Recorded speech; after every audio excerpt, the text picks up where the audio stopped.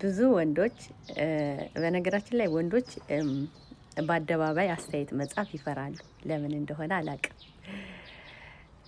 በውስጥ መስመር ይመጡና ጃጉ አንቺ ትዳር ጥሩ እንደሆነ ስለገባሽ ትዳር አስቀጥለሽ ባለ ትዳር ነሽ። ብዙ ጊዜ ግን ሲንግል ማሞችን ታበረታቻለሽ። ብዙ ቦታ እናይሻለን፣ የሆነ ቦታ እናይሻለን፣ ግን ሲንግል ማሞች ላይ ታዳልያለሽ ይሉኛል።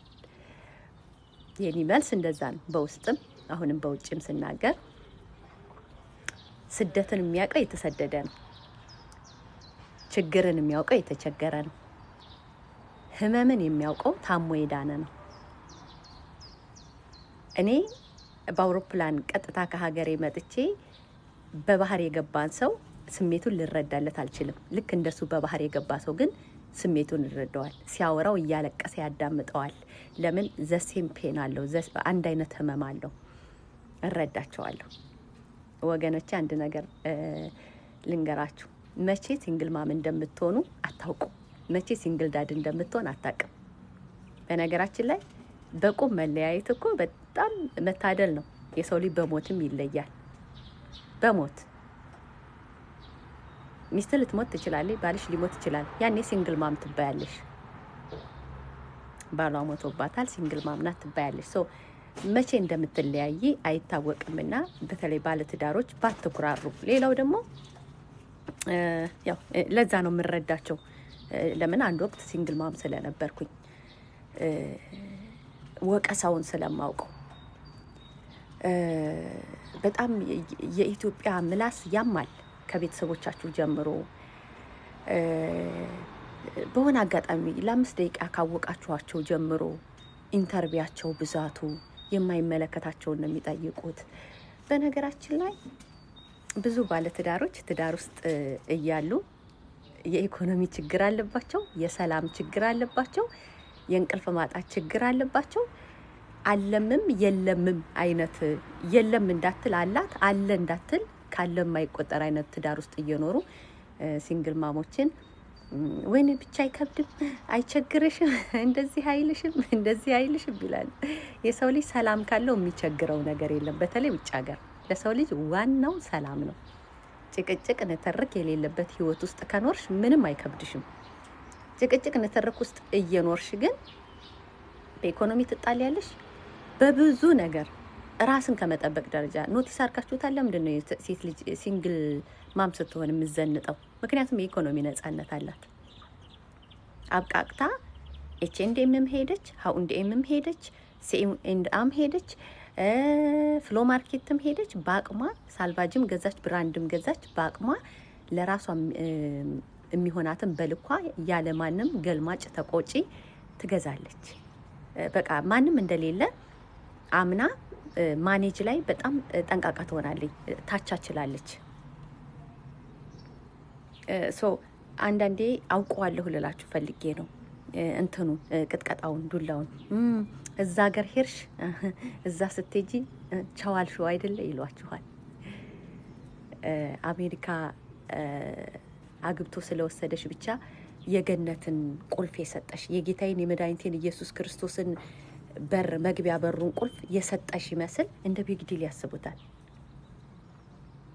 አውሮፓ አግብቶሽ ስለመጣ ብቻ የጌታዬን የመድኃኒቴን የኢየሱስ ክርስቶስን የበር ቁልፍ እንደሰጠሽ ይቆጥሩታል። አውሮፓ አምጥቶ ግን እጅና እግሯን ቆራርጦ አንገቷ ሌላ ቦታ እጇ ሌላ ቦታ ነው የተገኘው። ብዙ ሲቃይ ብዙ ነገር እንዳለ አያውቁ።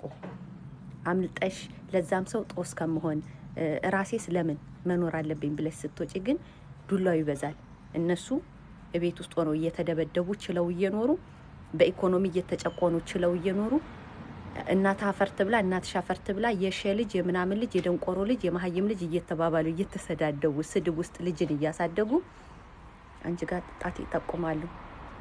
እንዴ ተዳተቻችሉ እኮ ነው ግን እንደው ይሆናል ብለሽ ነው እንዴት ትዘልቂዋለሽ? ብዙ ነገር አለ። ለዛ ነው የምረዳቸው። እንዴት አለፍሽው ካላችሁኝ እኔ ከሰው ርቂ። መጀመሪያም ከሰው አልቀላቀለኝም ነበረ። ከዛ በኋላም ከሰው አልተቀላቀልኩ። ከኢትዮጵያ ያመጣሁት ሞራል፣ ከኢትዮጵያ ያመጣሁት ሜንታሊቲ፣ ከኢትዮጵያ ያመጣሁት የህይወት ፍልስፍና፣ ከኢትዮጵያ ያመጣሁት ፓወር፣ ጥንካሬ፣ ኃይል ስላልተቀነሰ ያንን ተጠቀምኩበት። ደፋርና ጭስ ደግሞ መውጫ ያጣ። ነጮቹን የሶሻል ወርኮቹን አመንኳቸው ምርጫ ስለሌለኝ።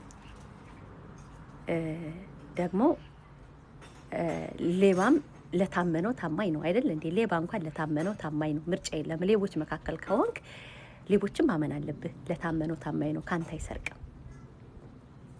ቢያንስ ለአንተም ትንሽ እንዲተርፍህ ያደርጋል። ወዳጃችን ነው ይላል። ሶ እንደዛ ነው የተወጣሁት። ሶ ዛሬ እኔ የዛሬ 9 ዓመት ከምናምን ህይወት አስቀጠልኩና በሲንግል ማምነት ያለ ቋንቋ ያለ ደሞዝ ያለ ስራ እየኖርኩባትን ያቺ 20 ካሬ ሜትር ቤት ውስጥ ሽንት ቤቷ አዛች ጋናት አልጋ ላይ ቁጭ ብዬ ምግብ የበላሁባትን ቴሌቪዥን የሌለባትን ክፍል አልረሳኋትም። ግን ደስ የሚል ሰላም የነበራት ክፍል ነበረች። ሰላም የነበራት። ከዛ ደግሞ መኝታ ቤት ለብቻ ያለው፣ ሳሎን ያለው፣ ሶፋ ያለው፣ የምግብ ጠረጴዛ ያለው ሁሉ ነገር ደግሞ የተሟላለትን ህይወቴን ትልቅዬ ባልኮንና ወደ ባልኮን ስትወጡ ፍሬንች ዶር ያለውን ሳሎኔንም አረሳውትም። እዛም ትልቅ ሰላም ነበር፣ ሰፊ ሰላም። ተቆጪ የለ፣ ገልባጭ የለ። አወኩት ያልሽ አንቺ ደግሞ ይሄ እንደ ኢትዮጵያ መሰለሽ ወይ የሚል የለ። እኔ ነኝ አንቺ ነሽ አዋቂ የሚል የለ። ምጥ ለእናቷ አስተማረች የሚልሽ የለ። እውቀትሽን፣ የህይወት ፍልስፍናሽን፣ እይታሽን በደንብ ህይወትሽ ላይ ታጸድቂበት፣ ለራስሽ ጊዜ የምትሰጭበት፣ መሆን የምትፈልጊበትን መሆን የምትሆኝበት የጽሞና ጊዜ።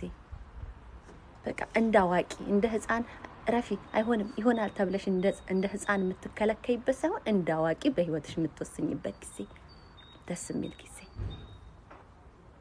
ከዛን ያ ትዳር የእግዚአብሔር ነው። እግዚአብሔር ደግሞ ሀያዎቹ መጨረሻ ላይ ጀምሮ ስንት አመት ትገፊዋለሽ? ነገ ልጆችም ያድጋሉ። ያኔ ገና ጎልማሳ ስትሆኚ ልጆችሽ ሁሉ ለአቅመ አዳም ለአቅመ ሔዋን ሲደርሱ አንቺስ ገና አድገሽ ያልጨረስሽ ብሎ እግዚአብሔር በቃ አንዳንድ ጊዜ ፈላጊና ተፈላላጊ ድንገት ስትወጪ ኦኬ ብለሽ እንደ ተማላ የሆነ ባልፍለጋ ወጥተሽ ሳይሆን እንደ ተማላ ያገኘሽው ሰው ደግሞ እግዚአብሔርን የጠየቅሽው ሰው አይነት ከሆነ ዋይ ኖት። ሁላችንም በውስጣችን ትንሽዬ ህፃን ልጅ አለች የሰውን ትኩረት የምትፈልግ ብዬ አስባለሁ። ሶ ዛሬ ላይ አሁን ትልቋም 19 ሲሆናት ትንሿም ወደ 14 ስትመጣ እኔ ደግሞ እንደምታዩን ገና ጎልማሳ ነኝ። ሶ ዛሬ ላይ ሳስበው እውነት የሚያስፈልገኝ ነበር ለካ። በዛ ሰዓት ነው ቢዚ የነበርኩት እንጂ አሁን ደግሞ በጣም ጊዜ አለኝ። ሶ እንደዛ ነው። ሰው ወዶ ሲንግል ማማ አይሆንም። ሰው ወዶ ትዳሩን አይፈታም። ፕሊዝ አዳዲስ ትዳር የሚፈቱ ሰዎችን ስችሉ ራሳችሁ ቤታችሁ ጸልዩላቸው። ወደ ጮኸ ጸልዩላቸው። በተረፈ ግን ስታገኟቸው በምን ተጣላችሁ እናስታርቃችሁ፣ ሽማግሌ የለም ወይ፣ ፓስተር የለም ወይ፣ ሸህ የለም ወይ፣ ቄሱ የለም ወይ አትበሉ። ስደት ላይ ህፃን ልጅ የለም። የሰውየውን ምርጫ ለሰውየው እንተውለት ባይ ነኝ። አመሰግናለሁ።